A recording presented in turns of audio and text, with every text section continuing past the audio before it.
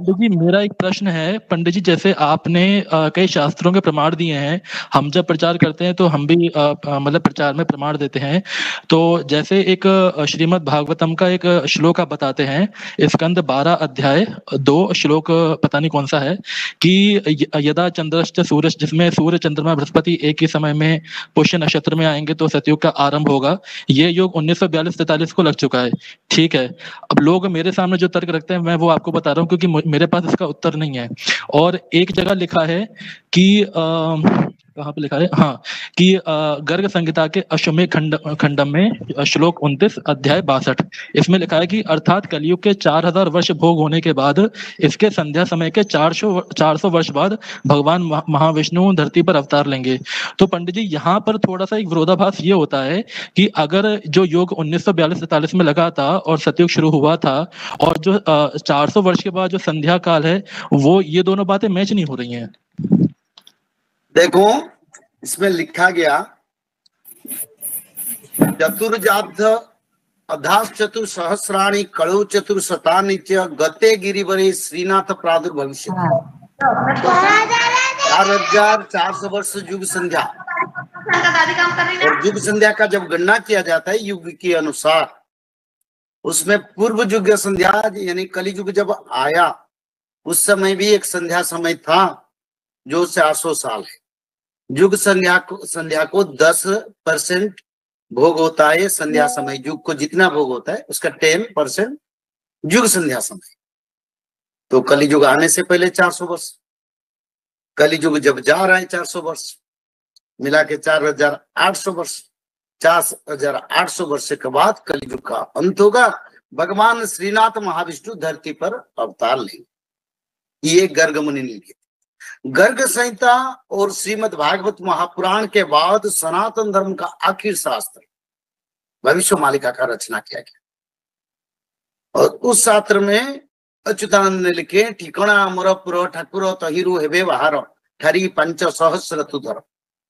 तो अच्युतानंद ने बोले हैं जब 5000 वर्ष जाएगा, 4800 नहीं, 5000 वर्ष के बाद भगवान कल्कि का अवतार होगा, 4800 के बाद कलियुग का अंत होगा।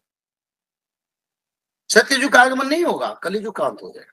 पर सत्ययुग का प्रभाव आगमन के समय रविचंद्र बृहस्पति जब होगा तब होगा। श्रीमद् भागवत में उसका प्रमाण है। और रविचंद्र बृहस्पति 1942-43 में योग पड़ा था, फिर 1938 में आ रहा है, 2038 में, यानी पूर्ण सत्य प्रकाश के लिए 2038 में ये योग भी एक बार आ रहा है।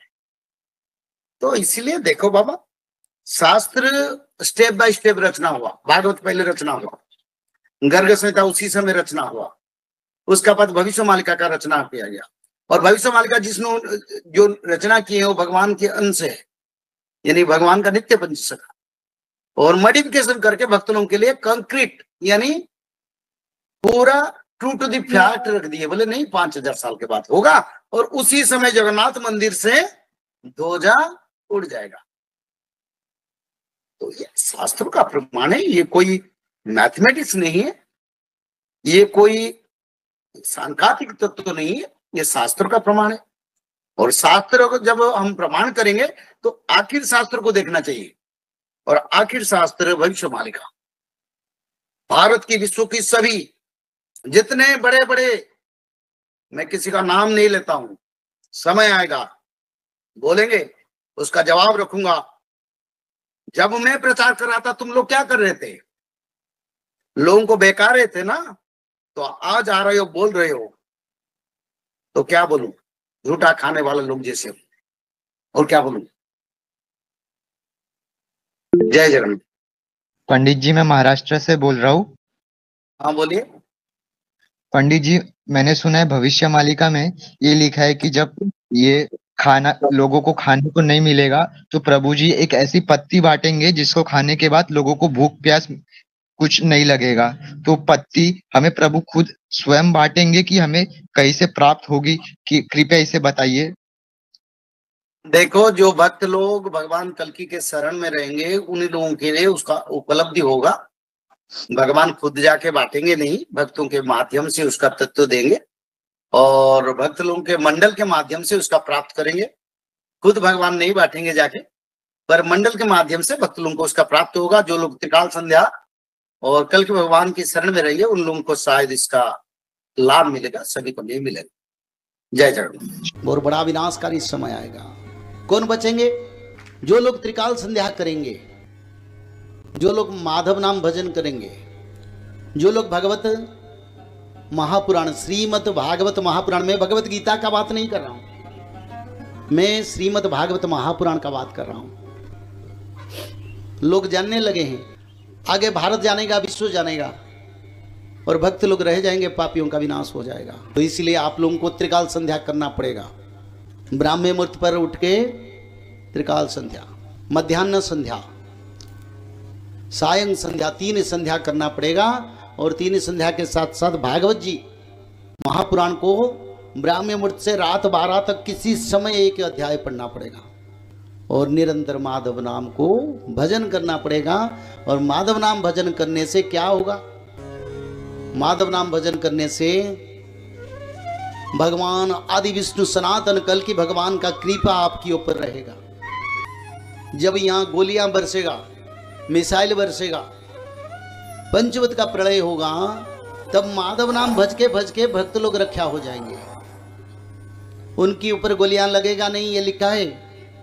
जो माधव नाम भजन करेंगे, त्रिकाल संध्या करेंगे, उनकी ऊपर गोलियां, मिसाइल, एटॉमिक भी काम नहीं करेगा। बोले प्रेम से एक बार हरि हरि। जय श्री माधव।